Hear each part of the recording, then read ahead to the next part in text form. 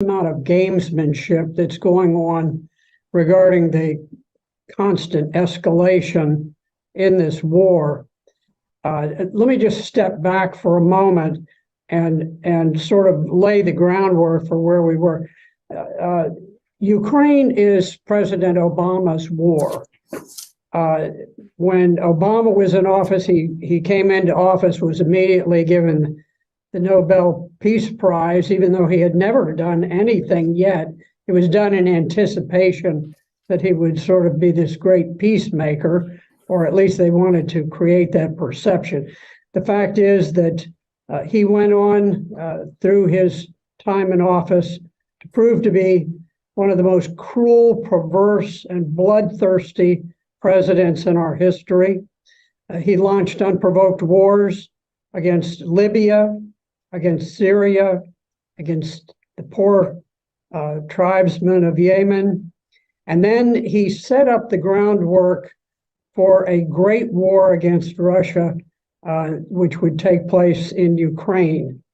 And he gave the go-ahead for the Central Intelligence Agency and British MI6 to conduct an extraordinarily violent coup in Kiev, in which they overthrew the duly elected president of Ukraine, President Yanukovych.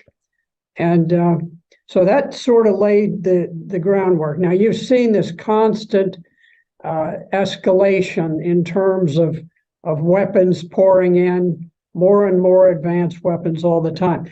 The most recent debate was over tanks. Zelensky was put out there with his green T-shirt and told that we've got to have these tanks. Finally, there was a debate back and forth. I think some of it genuine, much of it disingenuous, designed to fool the Western publics about what was going on. And finally, the British, who are always there with their banking dynasties and their moral corruption in London, they finally said, well, we're going to break the logjam. We're going to give 10 Challenger tanks. So they did that. And then the next thing, President Biden said, well, we're not going to give tanks. And Chancellor Scholz, who was under a lot of pressure to give German Leopard tanks, said, well, we're not going to give Leopard tanks unless the United States does. And after all of this charade took place, eventually, then the Polish, which had become a very, very warlike country recently, they began to say, well, we're going to offer up Leopard tanks. And anyway, the logjam broke. The United States said, okay, we will provide 31 M1 tanks. In turn, Germany said, okay, we will give 10 or 12 Leopard tanks.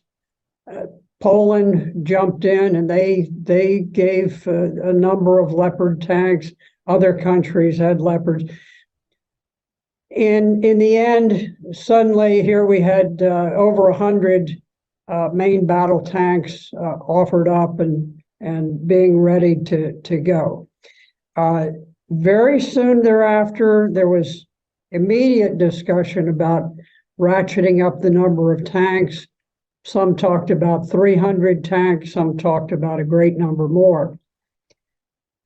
The day following the announcement that the US and Germany would provide tanks, Zelensky said, well, that's not going to do it. We need to have F-16 fighter planes. And immediately you started to hear this receptive audience among the military industrial complex in the West saying, well, yeah, they probably ought to have F-16 jets. So we see this constant escalation. Now, as to the tanks themselves, what effect will they have? They will have some effect. However, they're being cycled in over time. There's quite a logistics network that has to be put in place. Probably some of it has already been set up, but much of it has not. So they will drift in during the course of the next year. The biggest batch of tanks are the German Leopard tanks. We have experience. We have very firm intelligence about the Leopard tanks because they were used in Syria, and the Turkish army used them in northern Syria against the Syrian army and against the Kurdish forces. They were knocked out just like any other tanks. So they didn't prove to be invincible at all. So you have that, and then you have this batch of M1 tanks. Now, there is a problem with the M1 tanks. I can't tell you exactly how serious it is because it's never really been tested. But the M1 tank is unique in that it uses an aviation-style turbine engine. All other tanks use diesel engines. Now, many people are aware that the turbine engine has very rapid fuel consumption, but I don't think that's the biggest issue. I think the biggest issue is that the turbine engine has an enormous heat signature. When they run, they give off tremendous amount of heat. Potentially, these tanks are vulnerable to heat-seeking missiles. And in an environment where neither side is likely to have complete air domination, I think there's a very real possibility that the M1 tanks will be vulnerable to heat-seeking missiles. So in any event, I think the tanks are not going to be a real game changer. They'll have some effect. They'll help the Ukrainians, but they're not going to be decisive. In the end, the huge vulnerability of the Ukrainians is the massive casualties that they have taken. This is not nearly as populous a country as Russia is.